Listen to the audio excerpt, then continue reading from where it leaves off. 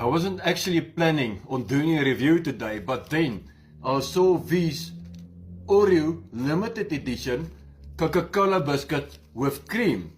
And I must taste what it tastes like. First time I saw this. So let's open it.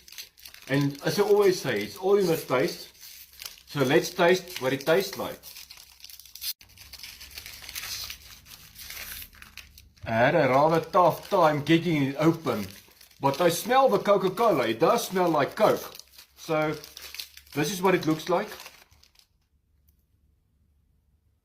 It really smells like those Wals's toffees, the Coca-Cola Wals's toffees. There goes.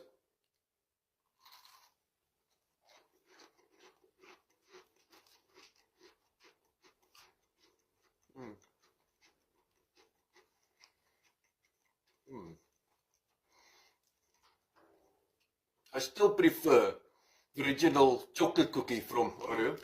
But this is not bad at all. I rate it a 7.8 out of 10. Thanks guys, till next time.